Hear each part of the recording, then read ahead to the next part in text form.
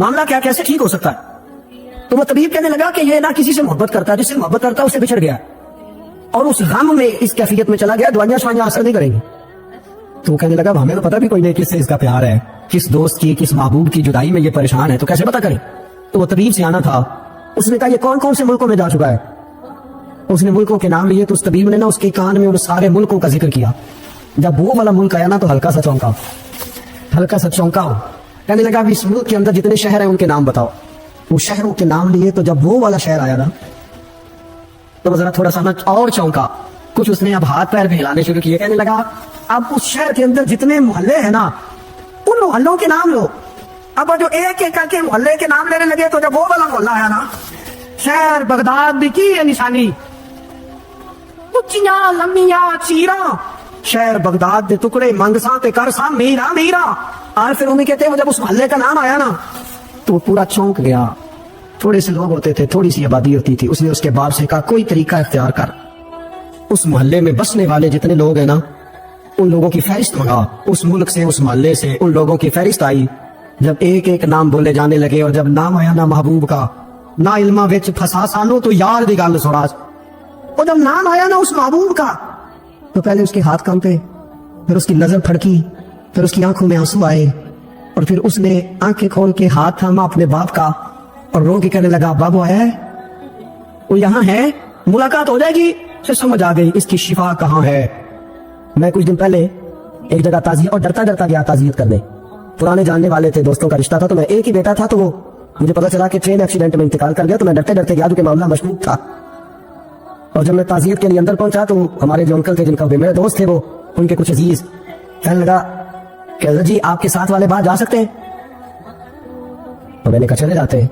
मैं दोस्तों को गाड़ी में भेज दिया और जब मैंने उससे बातचीत की, कहने लगा मेरा बेटा एक्सीडेंट तो मैंने बनाया, वो तो खुदकुशी करके मरा है। शादी के 11 साल बाद खुदा ने एक बेटा दिया था और मुझसे गलती ये हुई, मैंने कहा मेरे बेटे को तकलीफ कोई ना आए। उसके मुंह से जो निकला मैंने उसे दिया, जो उसने मांगा मैंने दिया। कहता जो शख्स 16,000 महीने का कमाए और बेटे को 40,000 का मोबाइल खरीद के दे, कहते मैंने हर सहूलत उसे दी। फिर एक अमीर की लड़की से यूनिवर्सिटी में पढ़ते हुए उसका ताल्लुक बना। बच्ची के मैसेज भी मैंने अपने मोबाइल, उस बच्चे के मोबाइल में देखे और इस लड़के ने जो मैसेज सेंड किए वो भी मैंने देखे। फिर मैं घर पहुंच गया, मैंने बेटे से मिन्नतें की कि बेटा वो हमें रिश्ता नहीं देंगे, तुम्हारी बरादरी भी छोटी है और हमारे जेब में पैसे भी कोई नहीं। फिर मैं उनके घर गया, बेटा ना माना और मैंने उस शख्स को बुला के कहा तेरी बेटी के मैसेज है, खुदा रा ख्याल कर, और तेरे तो 7 बच्चे हैं, मेरी गोद में तो एक ही फूल खिला है, मैं किधर जाऊं, ख्याल कर। उसने कहा दोबारा तूने नाम लिया तो ऐसे केस में बाप बेटे को फंसाऊंगा कि सारी जिंदगी निकल नहीं सकोगे। निकल, मैंने बेटे से कहा कि बेटा मैंने पगड़ी तक रखी है पर मुझे रिश्ता नहीं मिला, तू बाद आ जा। कहने लगा 3 रातें मेरा बेटा सोया नहीं और मुझे कहने लगा अगर जी वो चौथी रात सोया है तो दोबारा उठा दे, तो दोबारा उठा नहीं। मुझे कहने लगा मुझे इजाजत दो कि मैं इस बेटी को भी कत्ल कर दूं और इसका बाप भी कत्ल कर दूं, मेरा तो घर उजड़ गया ना। तो कहने लगा मैं कभी कभी दोस्तों के पास जाके रात गुजार लेता हूँ और मैं अपने दिल को सुकून दे लेता हूँ, लेकिन उसकी माँ उसके जूते सीने से लगाए फिरती है, उसकी अम्मा उसके पुराने कपड़े लेके सीने से लगाए फिरती है। कहने लगा जी कोई कोशिश करो, कोई दुआ करो कि अल्लाह मेहरबानियां करे। मैं कह तो नहीं सका उनसे, लेकिन मेरे दिल में ख्याल आया कि किसने कहा था कि बच्चा यूनिवर्सिटी में को एजुकेशन में दाखिल कराओ, किसने कहा था कि इसके हाथ में आग का अंगारा दो। मेरे दोस्त आप तेज आग जला के उसके करीब मक्खन रखो और फिर मक्खन से कहो कि डलना ना, फिर मक्खन से कहो कि पिघलना ना। भाई तेज आग करीब जला दिया तू कहता पिघलना, ये कैसा मुमकिन है? हो सकता है? बोलिए ना, हो सकता है। हज़रत सैयदना अबू बकर सिद्दीक फरमाते हैं मैं हुजूर के सामने बैठा, एक शख्स आया, उसने आकर के कहा या रसूलुल्लाह सल्लल्लाहु तआला अलैहि वसल्लम ये मेरे हाथ के अंदर खंजर है, मैं कत्ल करके आया हूं। कातिल खड़ा हुआ, एक तरफ कुरान मजीद का हुक्म है कि जिसने एक आदमी को कत्ल किया पूरी इंसानियत को कत्ल किया। हुजूर ये खंजर है, कत्ल करके आया हूं। मेरे मुस्तफा ने फरमाया किसको कत्ल किया? कि हुजूर सगी बहन को मारा है। सगी बहन थी, मैंने कत्ल कर दी। मेरे नबी पाक सल्लल्लाहु अलैहि वसल्लम ने फरमाया क्यों मारा? प्यार नहीं था। अम्मू बहन से किसको प्यार नहीं होता? बड़ा प्यार था, पर मारा क्यों? तो सहाबी रोने लगे, कहने लगे महबूबा मैं बड़ा प्यार करता था पर वो काफिरा थी, मुशरिका थी, बड़ा प्यार करता था, जब भी उसके पास जाता वो आपके बारे में बात छेड़ देती। मैं उसको कहता सारा कुछ कर ले, मेरे नबी के बारे में बात ना कर दो। मैं हर शय सह लेता, पर मुस्तफा करीम की जात के बारे में मैं कोई बात बर्दाश्त करने की ताकत नहीं रखता। ये वाला जुमला ना कहना। मैं उसको रोकता, मना करता, वो बाज ना आती। कहते आज उसने इतनी सख्त बात की कि मैं उसका गला काट आया हूँ, कत्ल कर दिया है। हुजूर मेरे लिए हुक्म क्या है? तो नबी पाक ने फरमाया जा तेरे ऊपर कोई सजा नहीं, तूने जो किया है अच्छा ही किया है, ये अच्छा कर डाला है जो तूने किया है। ایک صحابی نابینا تھے, آنکھوں سے نظر نہیں آتا تھا, رشتہ کوئی نہیں دیتا تھا, معذور آدمی تھے, نکاح ہوا, شادی ہوئی, 2 بیٹے دیے اللہ, گھر بس گیا, بیوی کپڑے دھو کے دیتی, خدمت کرتی, روٹی پکا کے دیتی, بچے بڑے حسین تھے. اور وہ صحابی خود فرماتے ہیں, نابینا صحابی کہتے ہیں موتیوں کی طرح کے میرے بچے, جو بھی آتا آ کے کہتا تیرے موتیوں کی طرح کے لال ہیں. لیکن آپ فرماتے ہیں ایک صبح اعلان ہو گیا, مدینے میں شور ہو گیا کہ اس نابینا صحابی کی بیوی قتل ہو گئی, کسی نے خنجر پہ دبایا, مر گئی ہے. کہتے ہیں اس کے لواحقین اکٹھے ہوئے, در رسالت وہاں پہ آئے, آگے کہنے لگے حضور ہمارا قاتل ڈھونڈ کے دے, ہماری بیٹی کو کس نے مارا. میرے رسول پاک نے مجمع پہ نظر ڈالی, فرمایا بھائی مجھے کہنے کی ضرورت نہ پڑے, اگر قاتل موجود ہے تو خود اٹھ جائے, خود اٹھے. وہ نبینا صحابی بیچ میں سے اٹھ کے کھڑے ہو گئے, کہنے لگے سوڑیا قاتل کوئی باہر نہیں, میں خود قاتل ہوں, میں نے مارا ہے, میں قاتل ہوں, میں نے مارا ہے. مصطفیٰ کریم سید عالم صلی اللہ علیہ وسلم نے فرمایا تجھے تو اس کی بڑی ضرورت تھی, بڑی عادت تھی, تیری بیوی تھی, تیرا گھر سنبھالتی تھی, تیرے بچے تھے. صحابی عرض کرنے لگے حضور سارا کچھ ٹھیک تھا پر وہ آپ کی بے ادب تھی. حضور اس کے آنے سے میرا گھر بس گیا, روٹی پکنے لگی, کپڑے ملنے لگے, اولاد ہونے لگی, میں دنیا پہ آ گیا. لیکن محبوبہ میں نے وہ سب کیا کرنے ہیں جو تیری بے ادبی پر تعمیر کیے جائیں. یا رسول اللہ مجھے کیا حاجت اس چیز کی جس میں آپ کا پیار ہی نہ ہو. یا رسول اللہ آپ کی محبت ہی نہ, حضور میں نے قتل کر ڈالا, مجھے بیوی نہیں چاہیے, مجھے وہ والی چاہیے جس کی زبان پر رسول اللہ کے نام کے ترانے ہو, جو حضور کی محفل عرض کرنے والی ہو, نعت پڑھنے والی ہو, جو نبی پاک علیہ السلام کی ازواج کا, اولاد کا, بیٹیوں کا ذکر کرنے والی. مجھے وہ بیوی نہیں چاہیے جو بیوی بے ادبی کرے. میرے نبی پاک صلی اللہ علیہ وسلم نے محلے داروں سے پوچھا, فرمایا بات اس کی ٹھیک ہے, کہ حضور واقعی بے ادب تھی.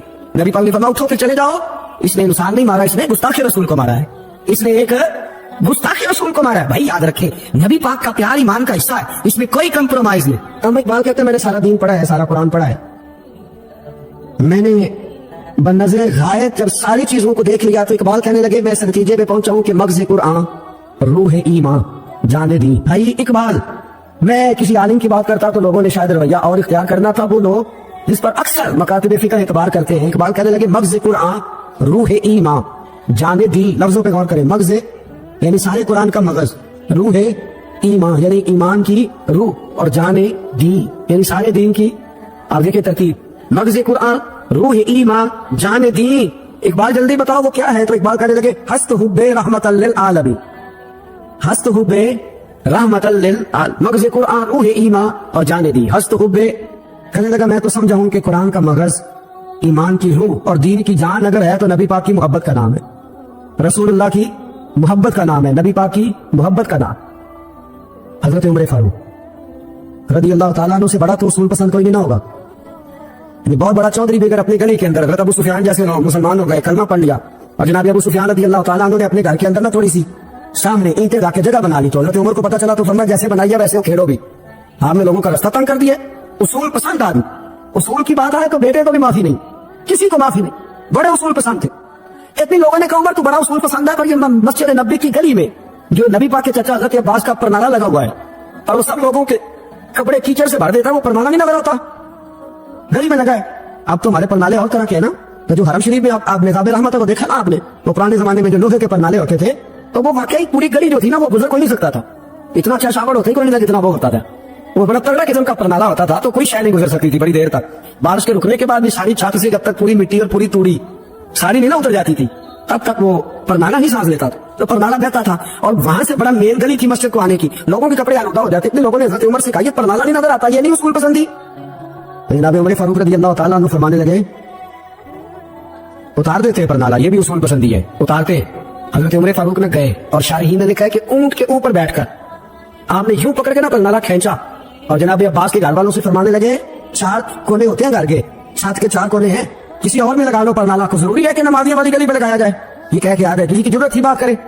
حضرت عباس آئے تو لوگوں نے آ کے کہا کہ عمر نے پرنالہ کھیڑ دیا اور فرمایا کہ 4 کونے کہیں اور لگا لو. تو حضرت عباس مسکرائے. لوگوں نے کہا مسکراتے کیوں ہو؟ فرمانے لگے کوئی مسئلہ نہیں, عمر خود آ کے لگا کے جائے گا. جیسے وہ کھیڑا ہے ویسے لوگوں نے کہا وہ عمر ہے, عمر کو بدلنا اور اس کی بات کو بدلنا, اور اتنی ضرورت کہ وہ لگا کے جائے, جس بندے کو دیکھ کے شیطان گلی کا رستہ بدل جاتا ہے. آپ اس کی بات کر رہے ہیں, فرمایا میں نے کہہ دیا نا عمر لگائے گا, تو انشاءاللہ عمر لگائے گا. حضرت عباس مسجد میں آئے, نماز پڑھی, تو کہتے میں نے بات چھیڑی تھی. عمر خود کہنے لگے کہ حضور آپ سے تو امید نہیں تھی. حضرت عباس سے کہنے لگے بھئی جگہ بھی ہے, 4 کونے ہوتے ہیں گھر میں, کوئی ضروری ہے اسی کونے پہ لگے جہاں سے نمازی گزرتے ہیں, یہ بخاری مسلم کی حدیث ہے. حضرت عباس کہنے لگے عمر 4 کونے ہیں, میرے پاس جگہ بھی ہے پرنالے کی, میں نے بھی کئی دفعہ سوچا تھا کھیڑ دوں, اور میں بھی اسی گلی سے گزرتا ہوں, میرے کپڑوں میں بھی کیچڑ بڑی دفعہ پڑا ہے, پر مجبوری یہ ہے وہ کھیڑ اس لیے نہیں سکتا کہ یہ پرنالہ میرے نبی کریم نے اپنے دستے مبارک سے لگایا تھا. فرمایا میں مکان بنا رہا تھا, چھت بنا رہا تھا, تو حضور اچانک آ گئے, اور کئی لوگ گواہ ہیں اس کے, رسول کریم تشریف لائے, اور نبی پاک علیہ السلام نے فرمایا لاؤ چچا تھوڑا میں بھی کرتا ہوں, اور پھر میرے نبی کریم صلی اللہ تعالی علیہ وسلم نے اپنے دستے مبارک سے یہ پرنالہ لگایا تھا. कई दफा सोचा खेड़ दूं, फिर सोचता हूँ हुजूर ने लगाया था, लेकिन चलो अब तो इल्लत पाई गई, अब तो समझ आ गई, उसूल बन गया, अब तो उसूल बन गया ना, तो ठीक है, आप अब इस तरह करें, खेड़ दिया तो ठीक है जनाबे। कहने लगे पहले क्यों नहीं बताया? भाई वो नमाजियों पे चीटे पड़ते हैं, गली का रास्ता है, फरमाया रस पढ़ते हैं तो पढ़ते रहे, आपने बताया क्यों नहीं? हजरत जनाब अब्बास कहने लगे कि आपका क्या ख्याल है कि मैं ये करूंगा कि लोगों पे चीटे पड़े और मुझे परवाह ना हो? हुजूर ने लगाया था। हजरत उमर फारूक ने ना जनाब अब्बास का बाजू थामा, तन तंदूर ते हड्डां दा बाल, बाजू थामा और थाम के ना उसी जगह ले गए जहां पर नाला खेड़ा था। पहले तो ऊंट पे चढ़ के लगाया था ना, तो अब कहने लगे हजरत अब्बास से कि आप ना मेरे कंधों पे चढ़ गए, मेरे कंधों पे तन तंदूर ते हड्डां दा बालन असी हावा नाल तपाया है, कप कप मुखियां पेड़े कीते, उतो इश्क पले चलाया, तन दा सालन ते मन दी हांडी लून सबर दा पाया, गुलाम फरीदा वे मैं सारी तेरी, तेनू अजे यकीन नहीं आया? फरमाया खुद लगाइए। हजरत अब्बास रज़ी अल्लाह तआला अन्हु ऊपर नाला लगा के उतरे, हजरत अब्बास भी रो रहे थे और जनाब उमर भी रो रहे थे, आंखों में आंसू थे। फरमाया हम ये नहीं देखेंगे कि इल्लत क्या है, वजह क्या है, हम तो ये देखेंगे कि रसूलुल्लाह की निस्बत क्या है। नबी करीम अलैहिस्सलाम के दस्ते मुबारक ला गए, सारी वजूहात खत्म हो गई। अब जिसके कपड़ों में पानी पड़ता पड़े, इसको तकलीफ होती है ओ, लेकिन चूंकि ये रसूल पाक सल्लल्लाहु अलैहि वसल्लम ने दस्ते मुबारक से लगाया, तो मिजाज ये है कि जहां बात आएगी ज़ाते रिसालत की, वहां बाकी के कानून छोड़ दिए जाएंगे, वहां बाकी के मामलात छोड़े जाएंगे, वहां तकल्लुफ से निकला जाए। फिर नबी करीम अलैहिस्सलाम से ना बड़े शुरू में बड़े आगा एक सहाबी थे, हज़रत बरा बिन मालिक नाम था, छोटी सी उम्र थी, हुजूर गली से गुजरते ना कभी तो जज्बा था बड़ा, छोटी उम्र, बाद में लिखा सिर्फ 14 साल के थे, बाद में लिखा नहीं 14 तो ज्यादा है, 12 साल उम्र थी, इश्क लगा सी खेड़ा खेड़ दी, 12-14 साल उम्र। असल में ना बच्चों की डायरेक्शन ठीक नहीं, इनकी डायरेक्शन ठीक हो ना तो ये चौकों में खड़े होके मोबाइल पे गेमें ना खेले और माज़अल्लाह मैसेज ना करे, बल्कि ये मस्जिद में बैठ के नबी पाक की नाते सुने। हम ना वो काम कर नहीं सके, मेरे जैसे लोगों ने बड़ी कोताही की जिंदगी में, हम मोहब्बत रसूल का पैगाम बांट नहीं सके। हमने अपनी बीमारियां देखी, अपनी थकावटें देखी, ये देखा कि फलां शहर कैसे जाए, फलां शहर कैसे जाए, हम वो काम कर नहीं सके जो हमें करना चाहिए था, जिम्मा था, बाप की जिम्मे है। नबी पाक ने फरमाया माँ बाप की ड्यूटी है अपनी औलाद को मेरी मोहब्बत सिखाए, पर हम वो रंग दे नहीं सके, हम वो मिजाज दे नहीं सके, हमने वो कोताही की। हम नबी पाक का हुस्न, हुजूर की सीरत, अखलाक आलिया, किरदार, गुफ्तार, रफ्तार, अंदाज, तरबियत, वो सारी बातें कौम को बयान नहीं कर सके, इसलिए लोग वहां पहुंचे नहीं। वरना मगज़ कुरान रूह ईमान जाने दी हस्त हुबे रहमतल लिल आलमीन, हम वहां तक ले जा नहीं सके। हज़रत बरा बिन मालिक ना 12 साल की उम्र है, 12 साल। नबी पाक गली से गुजर रहे थे तो दौड़ के आ गए, आते ना हुजूर से चिमट गए, अर्ज़ करने लगे हुजूर कोई हुक्म बताएं, मेरा दिल करता है आपकी बात मानूं, कोई हुक्म हुजूर। मजमा ज़वाइद में हदीस, इस एक हदीस के लिए ना मैं को 5,000 रुपए की पूरी किताब, पूरी 10 जिल्दें खरीद के लाया था, एक हदीस के लिए। प्यारी बड़ी है, शानदार बड़ी है, वहां मेरा दिल किया, मैंने कहा जिस किताब में है ना सारी किताब ही मंगा लो। कुछ चीजें बड़ी इंसान को अनोखी लगती है ना। हजरत बरा बिन मालिक रज़ी अल्लाह, छोटी सी उम्र है, हुजूर से लिपट गए तो हुजूर ने फरमाया बेटे क्या हुआ? आज करने लगे हुजूर कोई हुक्म बताए, मेरा भी दिल करता है अमल करो। तो हुजूर में छोटे छोटे काम बताते हैं, दुकान से, बच्चों को ये बताना होता है ना, दुकान से ले आए, ये कर दे, फलां को बुला ले, लेकिन हुजूर उनकी गैर मौजूदगी में उनका जिक्र बड़ा करते। एक दिन कुछ लोग कहने लगे हुजूर बड़ा जिक्र करते हैं, पर वो करता तो छोटे मोटे काम है बचा। नबी पाक ने एक दिन इरादा किया कि इनको तजर्बा ना कराएं कि वो प्यार कितना करता है। रसूल करीम फरमाने लगे मैं जो कहूंगा करोगे? हुजूर करूंगा। फरमाया जाओ अपने बाप की गर्दन काट के लाओ। इसके लिए अभी हुजूर ने फरमाया अपने अब्बा का सर काट के लाओ, तो वो दौड़े। एक रवायत में कि मौला अली के गले में तलवार लटक रही थी, यूं खींची और इसने जज्बात से दौड़े कि हुजूर ने फरमाया इसे पकड़ लो वरना ये गर्दन काट भी लाएगा, पकड़ लो इसे वरना ये काट देगा। अल्लाह की कुदरत के थोड़ा वक्त गुजरा तो वो बीमार हो गए। दिन में 2 मरतबा मेरे नबी पाक तीमारदारी कर देते। एक शाम रसूल करीम तशरीफ ले गए तो हुजूर सराहने बैठे, माथे पे हाथ रखा तो करीम महबूब उनके बाप की तरफ कान में कुछ कहा, उनके बाली से हुजूर होने लगे और फिर हुजूर ने दोबारा माथा चूमा, प्यार किया और चले गए। हजरत बरा बिन मालिक छोटी उम्र थी, कुछ ने कहा तलहा बिन बरा नाम था इनका। तो हजरत तलहा बिन बरा ना अपने अब्बा को करीब बुलाया और चारपाई में बिठाया, कहने लगे अब्बा जी हुजूर क्या फरमा गए? कहा बेटा तेरे वाली बात नहीं, कल बताइए। कहा नबी करीम अलैहिस्सलाम ने फरमाया कि शाम को ना मेरे तलहा का इंतकाल हो जाए और जब इसकी रूह परवास कर जाए तो मुझे खबर करना, मैं आके जनाजा पढ़ाऊं। ठंड बड़ी थी, मदीने में ठंड बड़ी थी। हजरत तलहा ने ना अपने बाप का हाथ पकड़ा और अपने सीने पर रखा, कहने लगे अब्बा हुजूर तो जो फरमा गए पर मेरी वसीयत याद रखना, नबी पाक के दीन का कानून ये है कि जब कोई इंतकाल कर जाए तो जल्दी दफन करो। इस तरह करना, रात का वक्त होगा, जब मेरा इंतकाल होगा तो फौरन गुस्ल लेके ना दफन कर देना, नबी पाक को खबर ना करना, ना बताना। उम्र देखो और बात देखो। कब हुजूर को क्यों नहीं बताना, हुजूर खुद फरमा के गए। तो कहने लगे रात का वक्त होगा तो जिन गलियों से हुजूर ने गुजर के आना ना वो यहूदियों के मोहल्ले हैं। ऐसा ना हो कि मेरे जनाजे की वजह से कोई यहूदी मेरे नबी को तकलीफ दे दे, मेरे जनाजे की वजह से, जनाजे की वजह। यहाँ कहते हैं हज़रत साहब मुझे बड़ा प्यार है आपसे, पर मेरे घर जरूर पहुंचे, जैसे मरे या जिए, माँ शाम को आपको पहुंचना पड़े। मेरे रसूल करीम अलैहिस्सलाम के गुलामा ने देखो अंदाज़े मोहब्बत क्या बयान फरमाया। कहा नबी पाक को तकलीफ ना हो मेरी वजह से, मेरा जनाजा खुद ही पढ़ के मुझे दफन कर देना। उनका इंतकाल हो गया, रात को दफन कर दिया, सुबह हुजूर तशरीफ लाए। وہ महबूब जिन्हें अल्लाह ने गैब के खजानों की कुंजियां अता फरमाई, फरमाया बताया क्यों नहीं, मुझे बताते मैं खुद जनाजा पढ़ता, मैं खुद ना कबर मेरी ते मेरे अपीरा जे कर पावे फेरा, कबर दे अंदरों हड्डियां उठ के मुजरा कर सन तेरा। कहा बताया क्यों नहीं, खबर क्यों नहीं की, मैं जनाजा पढ़ता, मैं खुद पहुंचता। तो बाबा वो पढ़े अर्ज करने लगे, हुजूर मेरा तो पुत्र था, मेरे लिए इससे बड़ी सादत क्या होती कि आप जनाजा पढ़ाते, पर उसने वसीयत कर दी कि हुजूर को बताना नहीं तकलीफ होगी। नबी करीम फरमाने लगे बताओ मुझे उसकी कब्र कहाँ है।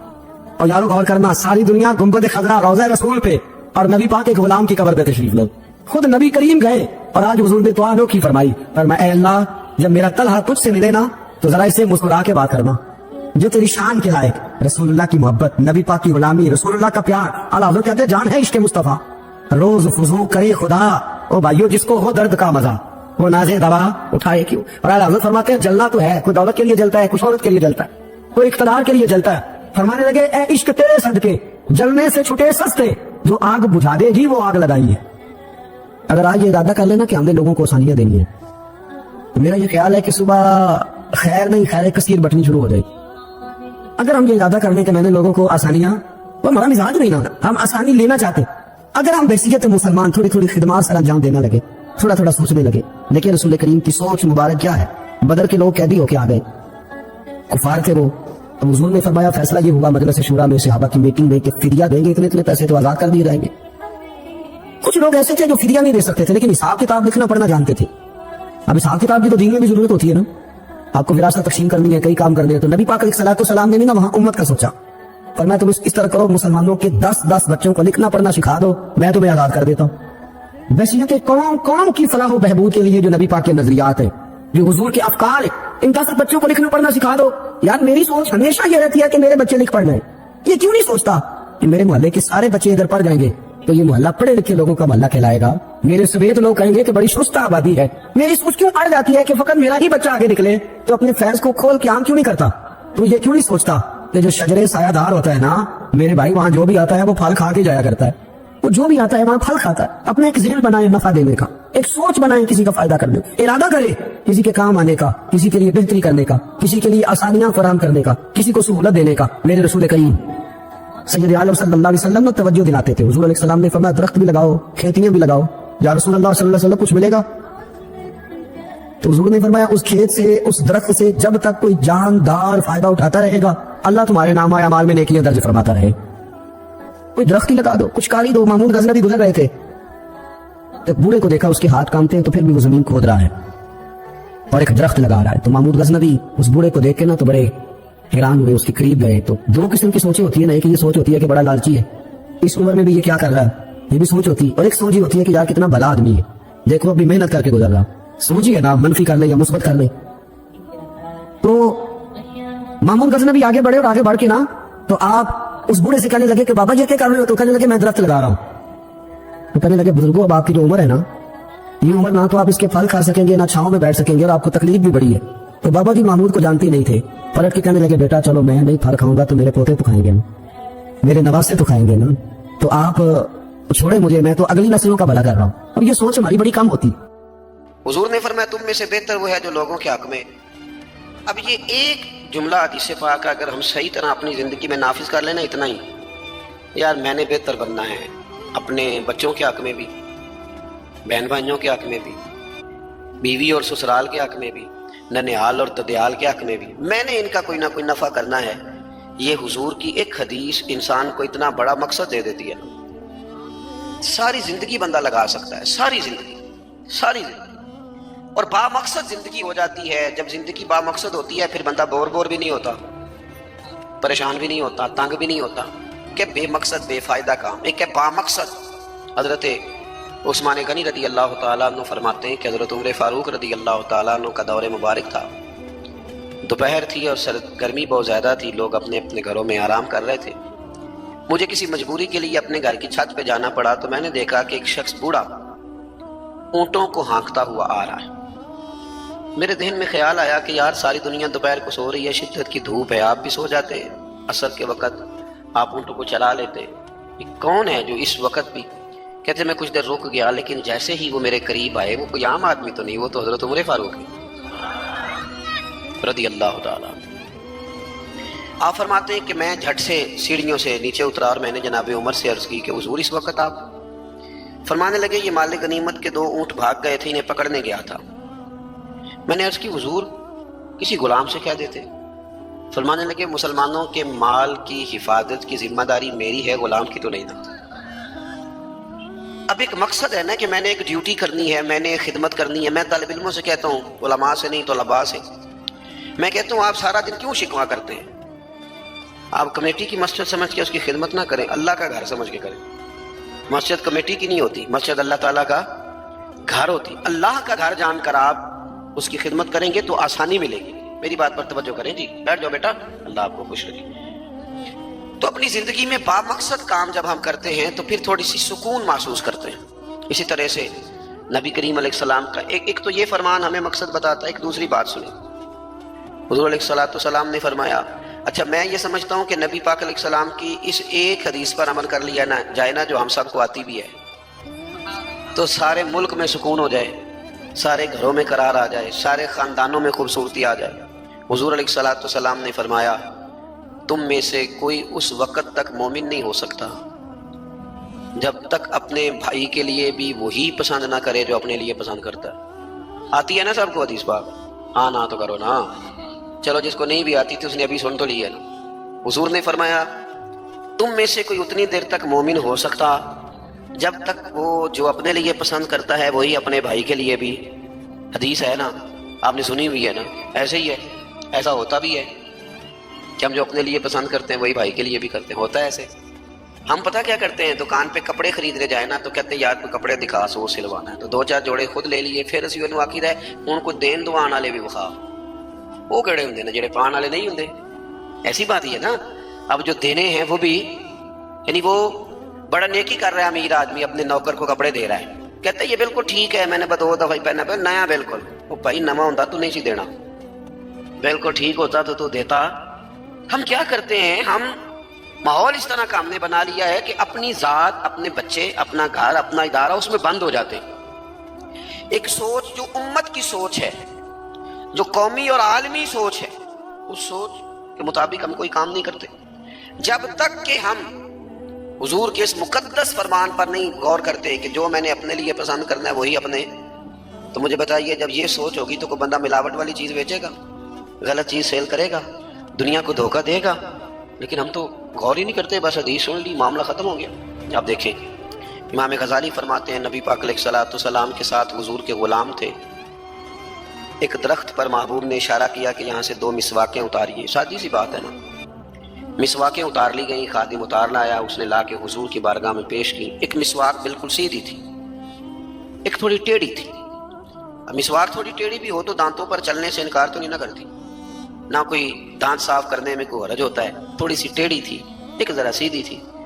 تو نبی کریم علیہ السلام کی خدمت میں غلام نے دونوں پیش کر دی، تو محبوب نے ٹیڑھی مسواک رکھ لی اور سیدھی حضور نے غلام سے فرمایا کہ یہ آپ، آج کل تو یہ کام الا ماشاءاللہ مذہبی لوگ بھی نہیں کرتے۔ میں ایک جگہ دینی مدرسوں کے اہتمام کرنے والے جو لوگ تھے ان کی میٹنگ تھی، تو وہاں ایک صاحب نے بڑا تقویٰ بیان کیا، کہنے لگا میں نے کبھی مدرسے کی روٹی نہیں کھائی، حالانکہ مدرسے کا محتمم ہوں، میں نے نہیں کبھی چکھی، اتنا پرہیزگار ہوں۔ بعد میں میری باری آئی تو میں نے کہا جی میرا خیال ہے کہ آپ وہی روٹی کھایا کریں جو مدرسے میں پکتی ہے، آپ تقویٰ بدل دیں۔ آپ کو پتا تو بیچارے بچے کھاتے کیا ہیں؟ جو کچھ کمیٹی کے صدر کے گھر پکتا ہے اور جو محتمم کے گھر پکتا ہے، اسے غور کرنی چاہیے کہ طلباء کو وہی دے رہا ہے، ان کے ساتھ بھی رویہ وہی ہے۔ کیوں نہیں ان چیزوں کو سمجھتے کہ ہمیں نبی پاک علیہ السلام نے کن مقاصد حیات سے آگاہ کیا؟ اللہ کے حبیب علیہ السلام نے فرمایا ٹیڑھی مسواک مجھے دے دو، عرض کی حضور میرے ماں باپ قربان ہو، میری روح میری جان قربان ہو، آپ سیدھی رکھیں۔ حضور نے فرمایا نا بھائی میں نے خود ہی امت کو قانون دیا ہے کہ مومن وہ ہے جو اپنے لیے پسند کرے وہی اپنے بھائی کے لیے بھی پسند کرے۔ اخلاقاً ایک بات اپنے دل سے پوچھیں، میں اپنے آپ سے پوچھوں، کیا ہمارا بہو کے بارے میں بھی وہی ذہن ہے جو بیٹی کے بارے میں؟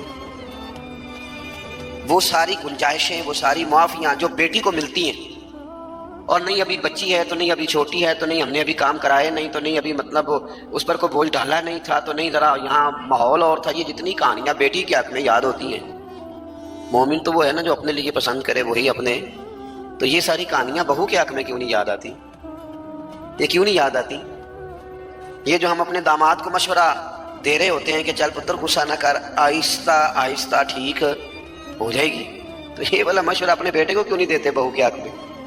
خدا کے بندو، مومن کے اعلیٰ اخلاق ہوتے ہیں، اس کے مقاصد حیات بڑے ہوتے ہیں، وہ چھوٹی چھوٹی کچی کچی کمزور باتیں نہیں کرتا، خود غرض زندگی نہیں گزارتا، اس کا یہ سٹیٹس ہی نہیں ہوتا کہ بس اپنی ذات سے شروع ہو اور اپنی ذات پر وہ ختم ہو جائے، وہ بڑی باتیں کرتا ہے، بڑے خیالات کا مالک ہوتا ہے، بڑے حوصلے ہوتے ہیں اس کا ظرف بڑا ہوتا ہے، اس کی سوچ بڑی ہوتی ہے، اس کا مزاج بڑا ہوتا ہے۔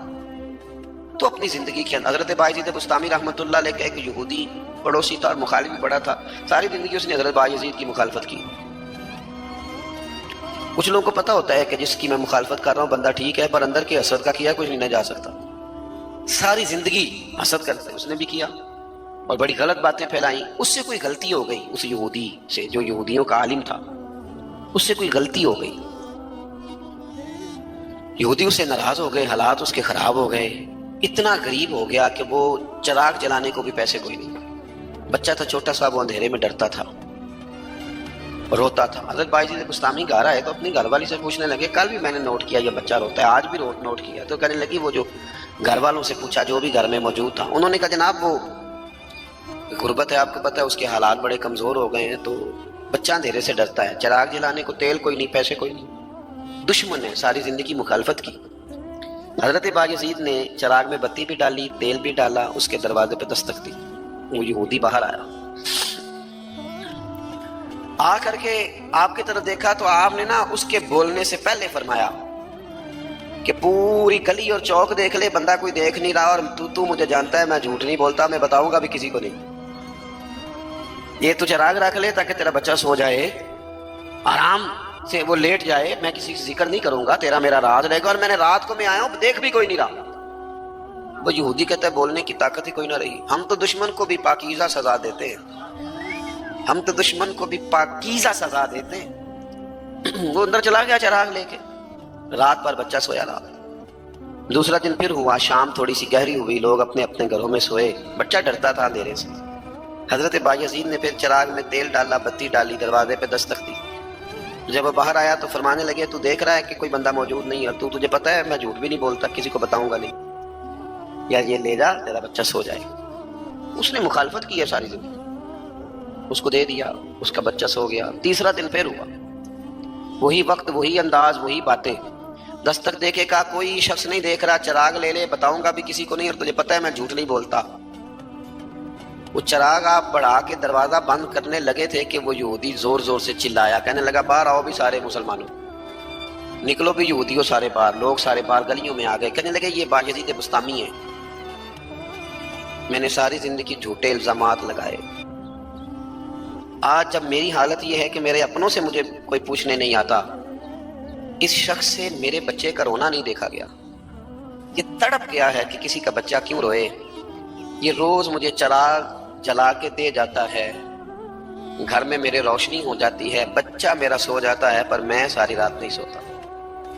میں آج تم سب کو گواہ بنا کے کہتا ہوں، جو میں نے ان کے بارے میں زندگی بھر کہا وہ سارا غلط تھا، اور یہ بھی تمہیں بتاتا ہوں کہ پہلے میں نے دین اسلام سنا تھا، 3 دن ہو گئے میں دین کو دیکھ رہا ہوں، پہلے سنا تھا میں دیکھ رہا ہوں۔ کہنے لگا میں تم سب کو گواہ بنا کے کہتا ہوں کہ بایزید بھی سچے ہیں، بایزید کا دین بھی سچا ہے، اور جس رسول کا یہ کلمہ پڑھتے ہیں وہ رسول بھی سچے ہیں۔ اس نے کلمہ پڑھا اور مسلمان ہو گیا۔ ہمارا یہ حال ہے کہ سگا بھائی کہتا ہے کہ مجھے کارنر والا پلاٹ چاہیے، وہ پھر ساری باتیں یاد آ جاتی ہیں اس کو، کہتا ہے کارنر والا چاہیے چونکہ کام تو پہلا میں لگا سا، کمائی تو پہلے میں نے کی تھی، لہذا چھوٹا بھائی جو ہے وہ تو دیر سے آیا تھا تو اس کا تو حق ہی نہیں بنتا، وہ پیچھے جائے، اور کارنر والا پلاٹ یہ زیادہ دیر نہیں لگے گی، 20-25 سال گزریں گے، اس طرح آپ والد کو پریشان کر رہے ہیں، اس طرح آپ کے بچے آپ کو کریں گے، خدا نہ کرے وہ بھی کہیں گے ابا یہ کارنر والا میرا ہے، تو کدھر سے آ گیا۔ تو حضور نے ہمیں اعلیٰ مقاصد، اعلیٰ اخلاق، اعلیٰ کردار، بڑی باتیں کرنے کا، ہمارے پاس بڑی کہانیاں ہوتی ہیں پر ساری اپنے حق میں، بڑے دلائل ہوتے ہیں پر سارے اپنے حق میں، بڑی باتیں آتی ہیں پر ساری، ہمارے ایک بزرگ کہا کرتے تھے میں ایسے بیوقوفوں کو جانتا ہوں جو کوئی چیز بھی پھینکے نہ تو اپنے گھر میں پھینکتے ہیں، حالانکہ بولے بھلے بیوقوف اپنے گھر میں پھینکیں، تھوڑی سی نا خود غرضی کی چادر اتاری جائے، بڑی سوچیں پیدا کی جائیں، بڑے مقاصد پیدا کیے جائیں. تھوڑا سا نا بندہ کسی کے لیے بھی کبھی دعا کرے، کبھی اس کی آرزو ہو کہ کسی اور کے حق میں بھی وہ خیر کا جملہ کہے. حضرت مولا علی شیر خدا کرم اللہ تعالی وجہ الکریم، میں نے یہ دیکھا ہے کہ جو بندے جس کے بچے روز 4 دال کے برگر کھا جاتے ہیں نا،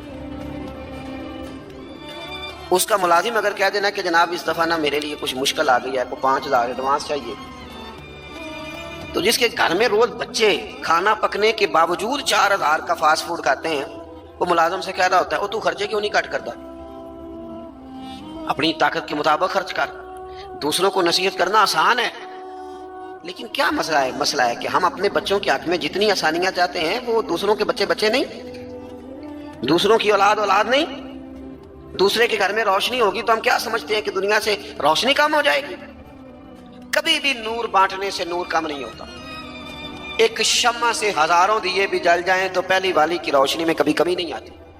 اس لیے چھوٹی سوچوں سے باہر نکلا جائے، بڑی مضبوط مستحکم یہ سوچیں زندگی میں پیدا کی جائے. اگر ہم محدود زندگی گزاریں گے تو پھر ٹھیک ہے، اپنی ذات سے بات شروع ہوتی ہے، اپنی ذات پہ ختم ہو جاتی ہے. اور یہ اس ملک میں یہ باقاعدہ پرموٹ کی گئی ہیں چیزیں. پرموٹ جب تک کوئی میرے ساتھ چل رہا ہے تب تک وہ بالکل ٹھیک ہے، اور جس دن میرے ساتھ نہیں اس دن کوئی نہیں سمجھ آ رہی ہے آپ کو میری بات. ہمیں ساری دنیا کو بھی بدنام کرنا پڑے تو ہم نے ہر اس شخص پر الزام لگانا ہے جو میرے خلاف ہے. ایسا نہ کریں. آپ ان چیزوں سے تھوڑا باہر نکلیں. اور یہ سارے ہی کام کرتے ہیں، کسی ایک کا نہیں مسئلہ، سب سیاسی، سماجی، فلاحی، الا ماشاءاللہ مذہبی. جو میرے ساتھ ہے وہ ٹھیک ہے، جو میرے ساتھ نہیں بندہ ہی ٹھیک نہیں. سرے سے بات ہی ختم ہو گئی. وہ خدا کے بندو، یہ دعویٰ صرف نبیوں کو سجتا ہے، صرف رسولوں کو سجتا ہے. باقی کوئی شخص یہ دعویٰ کرے تو دعویٰ اس کا 100% غلط ہے. تو اپنی زندگی کے اندر ان باتوں پر ضرور غور کریں. کیا حضرت مولا علی شیر خدا کرم اللہ تعالی وجہ الکریم گھر سے نکلے، اپنے غلام سے کہنے لگے آج ذرا خریداری کرنے چلے. بازار تشریف لے گئے، وہاں سے 2 سوٹ خریدے. ایک ذرا کم قیمت کا تھا، ایک ذرا زیادہ قیمت کا تھا. اب وہ خرید کے دونوں تھیلے میں ڈال لیے. آپ کا خادم کہتا ہے میں سمجھ گیا، جو مہنگا ہے وہ آقا کا ہے اور جو سستا ہے وہ غلام کا ہے. کہتے ہیں لے کے واپس آئے. وہ چوک آ گیا، وہ جگہ آ گئی جہاں سے حضرت مولا علی نے اپنے کاشانہ نور پہ جانا تھا اور میں نے اپنے گھر جانا تھا. کہتے ہیں حضرت مولا کائنات فرمانے لگے ذرا میرے والا جوڑا مجھے دینا. کہتے ہیں میں نے وہ مہنگا والا نکال کے حضرت علی کو پیش کیا تو فرمانے لگے یہ نہیں میرا تو وہ دوسرا ہے. مجھے بتائیں کہ روب کپڑوں کا ہوتا ہے کہ کردار کا؟ بولیے.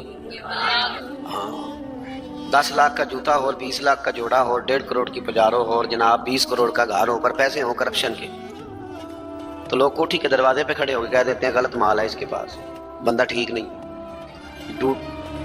جوتے ٹوٹے ہوئے ہوں، کرسی اور میز پرانا ہو، چھوٹا سا افسر ہو لیکن دیانتدار ہو، تو بڑے بڑے مالدار بھی دروازے پہ کھڑے ہو کے کہتے ہیں یار بندہ بڑا کھرا ہے، نہ پیسے پکڑتا ہے نہ کسی کی سفارش مانتا ہے.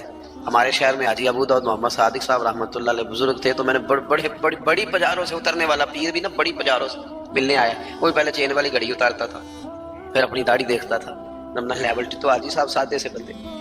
تو بات سمجھ میں آتی تھی کہ روب کپڑوں کا نہیں ہوتا، روب تو کردار کا ہوتا ہے. اگر کردار مضبوط ہے تو کپڑے سادے بھی ہوں تو گزارا ہو جاتا ہے، لیکن کردار کچھ بھی نہ ہو، لوگ پیسوں کے زور پر، دولت کے زور پر، مال کے زور پر، بلکہ بعض لوگ تو ایسے ہیں جو خوشامدیوں کے زور پر اپنے دائیں بائیں ادھر ادھر جو ان کے وظیفہ خار، نمک خار، خوشامد پسند ہے، ان کے زور پر اپنے آپ کو منوانا چاہتے ہیں. کردار اصل ہے، کردار حسن ہے، کردار رعنائی ہے. آپ ہمیشہ تب بڑے ہوں گے جب آپ کے اخلاق میں، معاملات میں، لین دین میں صفائی ہوگی، پھر لوگ آپ کو بڑا جانیں گے. حضرت مولا علی شیر خدا کرم اللہ تعالی وجہ الکریم، اس سے کہا یہ نہیں میرا تو دوسرا ہے. تو کہا ٹھیک ہے جناب دوسرا ہے. تو حضور آپ آقا ہیں، آپ کا کیسے دوسرا ہے؟ آپ کا تو یہ ہے. حضرت علی کہنے لگے نہیں وہ جو سستا، میری بات کی سمجھ آ رہی ہے آپ کو؟ وہ جو سستا جوڑا ہے نا وہ مجھے دو. تو اس نے نا ایک دلیل پیش کی آپ کے غلام نے. کہنے لگا حضور آپ نا مہنگے والا رکھیں، کیوں؟ آپ آقا ہیں اور میں سستا پہنتا ہوں کیونکہ میں غلام ہوں. تو حضرت علی کہنے لگے دلیل ہی قائم کرنی ہے نا تو میرے والی کر لے، تو مجھے سستا دے دینا کیونکہ میں بوڑھا ہوں، اور تو مہنگا پہن لے کیونکہ تو جوان ہے. اگر کسی دلیل کی بنیاد پر ہی لباس پہننا ہے تو چلو اس طرح کرو، یہ والی دلیل قائم کر لو کہ بوڑھوں پر سستا بھی چل جاتا ہے اور جوانوں کے لیے ذرا کپڑے مہنگے ہوں، ذرا اچھے نئے اور ڈیزائنوں کے ہوں تو ذرا جوان خوش ہوتے ہیں۔ تو تھوڑے سے نا بڑا دل ہو، ذرا بڑا ظرف ہو، ذرا حوصلہ بڑا ہو، ذرا سوچ بڑی ہو، ذرا انسان کا معیار بڑا ہو۔ یہی بات میں حضور کے صحابہ میں آئی۔ آپ دیکھ لیں حضرت عمر کو، دیکھیں حضرت عثمان کو، اور خلیفہ اول بلا فصل حضرت ابوبکر صدیق کو، حضرت مولا علی شیر خدا کو، ان لوگوں نے بڑی بڑی باتیں کی، بڑا حوصلہ تھا۔ یہ ہمیشہ انقلابی باتیں۔ حضرت عثمان غنی، ان کا مال آیا پڑا ہے۔ اب ہمارے ہاں تو لوگ مصنوعی قلت بھی پیدا کر لیتے ہیں، لیکن مال آیا ہوا ہے، قلت کے قحط کے دن ہیں۔ آگے تاجروں نے کہا حضرت عثمان غنی سے کہ آپ جتنے کا خریدا ہے نا، ہم تحقیق بھی نہیں کرتے، ڈبل لے لیں، ہمیں دے دیں۔ حضرت عثمان کہنے لگے مجھے زیادہ نفع ملتا ہے۔ انہوں نے کہا 3 گنا لے لیں، کہنے لگے زیادہ ملتا ہے۔ 4 گنا لے لیں، فرمایا زیادہ ملتا ہے، کہنے لگے اس سے زیادہ ہم نہیں دے سکتے۔ وہ بندہ بتائیں جو زیادہ دیتا ہے۔ حضرت عثمان غنی کہنے لگے مجھے تو 700 گنا کی امید ہے۔ جناب کس طرح؟ حضرت عثمان نے مسجد میں اعلان کروایا یا کسی ذریعے سے لوگوں تک پیغام پہنچایا کہ جو غریب گندم نہیں نہ خرید سکتا وہ آ کے لے جائے، آ کے لے جائے نا۔ فرمایا مجھے رب کی بارگاہ سے 700 گنا کی امید۔ تو بڑا دل ہو، بڑا حوصلہ ہو۔ بس بات ختم کرنے لگا ہوں۔ حضور کی جو اولاد پاک ہے اس کا بھی یہی مزاج ہے۔ زندگی بھر سخاوتیں، لوگوں پر محبتیں، ان لوگوں کا درگزر، ان لوگوں کا اپنے لیے نہیں، انہوں نے جب بھی سوچا نبی کریم کی ساری امت کے لیے سوچا۔ حضرت امام حسن رضی اللہ تعالیٰ عنہ فرماتے ہیں میری والدہ سیدہ طیبہ طاہرہ حضرت فاطمہ الزہرا رضی اللہ تعالیٰ عنہ تو جب دعا مانگتی تھی تب بھی حضور کی ساری امت کے لیے مانگتی تھی۔ ان کی دعاؤں میں بھی بڑے دل کے ساتھ، بڑے حوصلوں کے ساتھ، بڑا اعزاز کے ساتھ بیٹھے رہتے۔ امام حسین بڑی شانیں تھی، سب کچھ تھا، لیکن انہوں نے گھر چھوڑا، قبیلہ چھوڑا، اس لیے کہ دین کی وہ بنیادیں جن کو کمزور کرنے کی کوشش کی جا رہی تھی وہ کہیں کمزور ہو نہ جائیں، وہ آگے بڑھے۔ 1,00,000 دینار آیا حضرت امام حسین کے پاس سویرے۔ کتنا؟ چلو آپس وچ گل کرنے آ، آپس وچ 1,00,000 روپیہ کول ہوئے تے مسیتے دینے پੈ جاندے، کنے دے دینے وچوں؟ آپس دی گل ہے، نہیں دسدے کسے کنے مسئلہ۔ چلیں بڑا کوئی زور لگائے گا تو 5,000 دے دے گا، 5,000۔ اور ذرا کبھی کسی جگہ پہ کمزوری آئے نا کوئی مالی طور پہ، تو سب سے پہلے لوگ وہ پیسے بند کرتے ہیں جو مسجد جاتے ہیں یا کسی غریب کی طرف جاتے ہیں، کہتے ہیں ہاتھ تنگ ہے۔ سب سے پہلے 1,00,000 دینار امام حسین کے پاس آیا۔